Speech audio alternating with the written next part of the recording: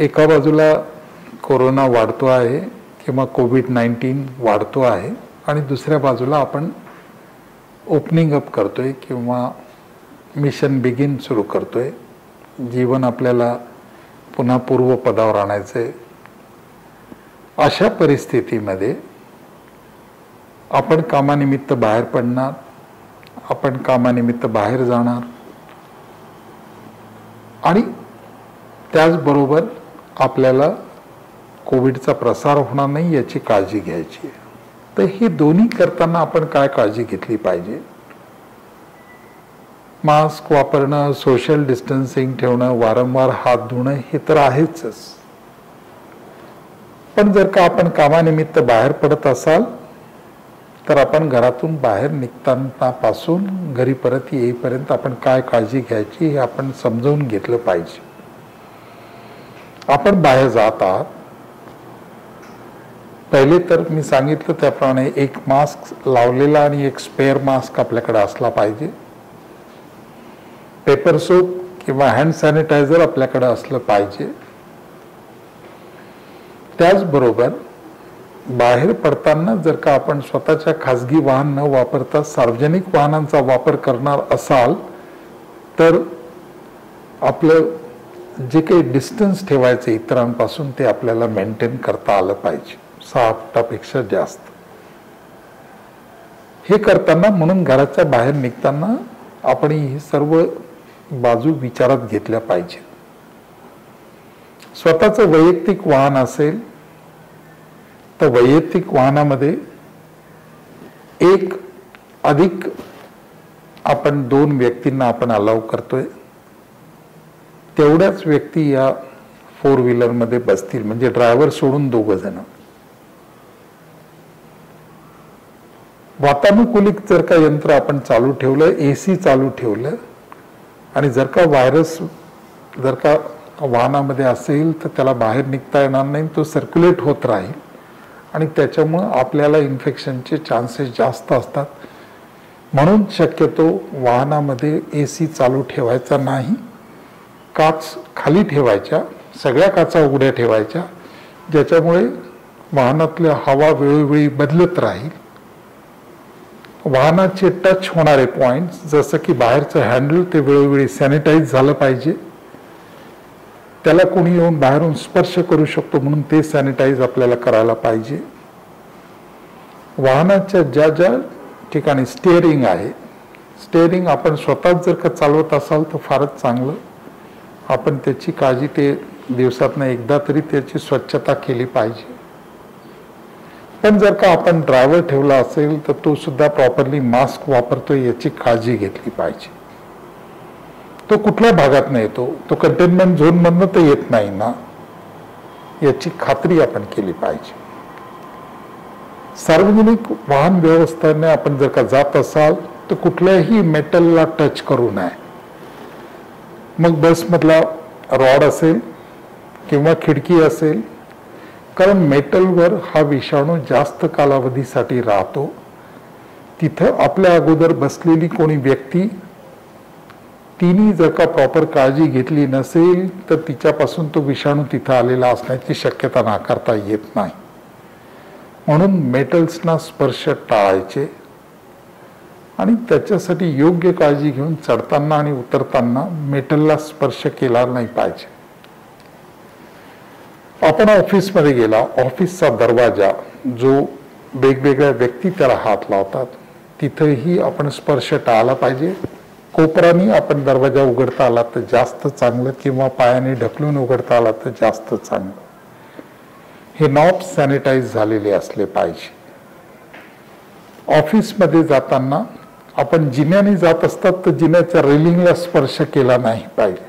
ज्याची जिन्याच्या बाजूच्या भिंती किंवा रेलिंग असतं त्याला स्पर्श नाही केला पाहिजे.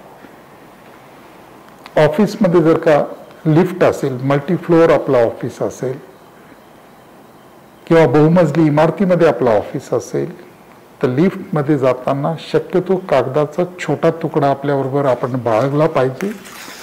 एवढा तुकडा सुद्धा पुरे आहे जो बोटाला लावून त्याला नंबर दाबायचा आणि त्याच्यानंतर हा कागद प्रॉपरली डिस्पोज करायचा. कोणी अगोदरच्यांनी त्या बटन्सना स्पर्श केलेला असेल, ज्या मजल्यावर तुम्हाला जायचंय तर तो टाळायचा. त्याच्यामध्ये सुद्धा लिफ्टमध्ये सोशल डिस्टन्सिंगसाठी आपण एका कुटुंबातले सदस्य असाल तर जाऊ शकता, अदरवाईज आपण इंडिपेंडंटली गेलेलं बरं. आणि कमी मजले असतील तर जिन्याचा वापर केलेला केव्हाही चांगला.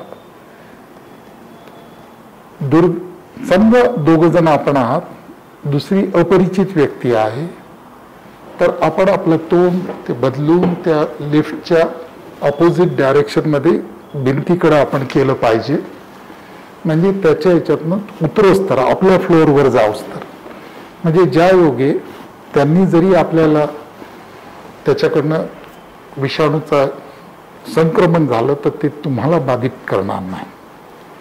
हे छोट्या छोट्या काळजी आहेत. बाहेर उतरताना सुद्धा, उतरल्यानंतर कार्यालयात गेल्यानंतर तुमचं टेबल स्वच्छ केलंय की नाही, त्याच्यावर 1% सोडियम हायपोक्लोराईडने ते वेळोवेळी दिवसातनं 3दा हे केलं. आणि जसं माझ्या कार्यालयामध्ये मी अंतर ठेवतोय 6 फूट दूर, किंबहुना ऍडिशनल मी काही अजून हे वापरतोय, त्या पद्धतीने आपल्याला लोकांपासून डिस्टन्स ठेवता आलं पाहिजे. कार्यालयात सुद्धा कुठल्याही परिस्थितीमध्ये कार्यालयात गर्दी होणार नाही, कार्यालयामध्ये चांगलं वायुविजन असेल, चांगली हवा खेळती राहील, या दृष्टीने आपण काळजी घेतली पाहिजे.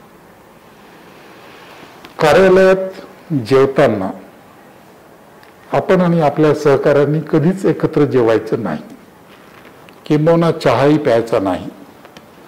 मी स्वतः इतरांना पहिले चहा पिऊ देतो, मग मी चहा पितो, कारण आपण त्यावेळेस आपला मास्क काढतो. सगळ्या जणांनी मास्क काढल्यानंतर एकमेकांपासून एकमेकांना विषाणूचं संक्रमण होण्याची शक्यता असते. म्हणून जेवताना समोरासमोर बसायचं नाही, वेगळ्या वेळेस जेवायचं, शक्यतो अपोजिट डायरेक्शन मध्ये तोंड करून आपण आपलं जेवण घेतलेलं चांगलं, म्हणजे एकमेकांशी संपर्क यायचा प्रश्न येत नाही. पब्लिक टॉयलेट वापरताना तिथे सुद्धा आपल्याला काळजी घेतली पाहिजे. तिथला नळ बंद करताना किंवा करण्यापूर्वी आपला हात साबणाने धुतल्यानंतर आपण तो नळ नॉब बंद करायच्या अगोदर एक हाताने तो नॉब बंद केल्यानंतर दुसऱ्याने साबण लावून पुन्हा आपल्या, किंवा सेन्सरवाले नळ मी माझ्या ऑफिसमध्ये बसवले, जे हात समोर नेल्याबरोबर पाणी येतं आणि हात काढल्यानंतर बंद होतं, म्हणजे तुम्हाला परत त्या नळाला स्पर्श करायची गरज नाही. या छोट्या छोट्या काळजी आपल्याला घेतल्या पाहिजेत आणि त्या घेणं आवश्यक आहे. कार्यालयातनं घरी परत येताना जी अगोदर सांगितली तीच काळजी आपल्याला घ्यायची, पण घरात प्रवेश करताना ज्या ज्या वस्तूंवर व्हायरस आतमध्ये जाऊ शकतो त्या त्या वस्तू वेगळ्या काढून बाहेरच ठेवल्या पाहिजे, घराच्या बाहेर. जी पादत्राणं आपण बाहेर वापरतोय ती घराच्या बाहेरच ठेवली पाहिजे. त्याचबरोबर मेटॅलिक वस्तू जसं की मी रिंग वापरतोय किंवा अजून काही मी वापरत असेल, घड्याळ, शक्यतो घड्याळ वापरूच नका, कारण मोबाईलमध्ये घड्याळ आहे. मी घड्याळ वापरत नाही जेव्हापासून कोविड आलं. मोबाईलमध्ये तुम्हाला वेळ कळतो. हा मोबाईल सॅनिटाईज करा घरात जाण्यापूर्वी. घरात जाण्यापूर्वी आपण घरी फोन करून सांगा, म्हणजे दरवाजाला सुद्धा आपला स्पर्श होणार नाही, दरवाजा उघडा ठेवला जाईल तुमच्यासाठी. ही सगळ्या वस्तू बाहेर ठेवा. पादत्राणं आहेत, मेटॅलिक वस्तू आहेत, मोबाईल आहे, कदाचित आपली ऑफिस बॅग असेल, हे सगळं बाहेर ठेवा. घरात प्रवेश केल्यानंतर सर्व कपडे काढून इमिजिएटली आपण ते धुवायला टाकू शकता, क्लोज बकेटमध्ये टाकू शकता, किंवा तेव्हाच धुणं असू तर साबणाच्या पाण्यामध्ये, कोमट पाण्यामध्ये, फेस केलेल्या साबणाच्या पाण्यामध्ये हे कपडे धुवायला देऊ शकता. आणि त्यानंतर स्वतः स्नान केलं पाहिजे, प्रॉपर स्नान केलं पाहिजे, इन्क्लुडिंग युअर हेअर्स. साबणांना सुद्धा, साबणाने पूर्ण चेहरा आणि डोक्यापासून पूर्ण आपण स्नान केलं पाहिजे. ही काळजी आपण घेतलीच पाहिजे. आपण आरोग्य कर्मचारी असाल, आपण पॉझिटिव्ह रुग्णांच्या संपर्कात येत असाल, आपण अशा परिस्थितीमध्ये काम करताय की आपल्या संपर्कात इतर रुग्ण येत आहेत किंवा त्यांच्याशी आपण जरी काळजी घेत असाल तरीही आपण शक्यतो आपल्या घरामध्ये आपण स्वतःला वेगळं रूममध्ये आपली व्यवस्था करावी. दुर्दैवाने आपण पॉझिटिव्ह निघालात तर आपलं कुटुंबीय त्याच्यामुळे इन्फेक्ट होणार नाही. छोट्या छोट्या काळजी आहेत ज्या आपण घेतल्या पाहिजे आणि आपल्या कुटुंबाला आणि आपल्या सर्वांना आपण याच्यापासून प्रोटेक्ट केलं पाहिजे, याच्यापासून त्यांना सुरक्षित ठेवलं पाहिजे. आणि अत्यंत अत्यंत महत्त्वाचं, बाहेरून आल्यानंतर घरातल्या ज्येष्ठांकडे मुळीच जाऊ नका. घरातले सिनियर सिटीजन्सना दुरूनच नमस्कार करा, त्यांना जो काही आदर द्यायचा आहे तो दुरूनच द्या, त्यांच्याजवळ मुळीच जाऊ नका. आपल्याला कदाचित कोविड झाला तर आपण त्याच्यातनं बरे व्हाल, पण त्यांना जर का झाला तर हा त्यांच्यासाठी जीव घेणा ठरू शकतो. म्हणून त्यांच्यापासून दूर राहा, त्यांच्या संपर्कात येऊ नका, त्यांच्या जवळ जाऊ नका. हा त्यांना आदर देण्याचा हा सगळ्यात चांगला मार्ग आहे. दुरूनच नमस्कार करणे, 10 फूट दूर ठेवा. त्यांच्या खोलीत प्रवेश करू नका, त्यांच्या खोलीत जाऊ नका आणि त्यांना वेगळं असू द्या. धन्यवाद.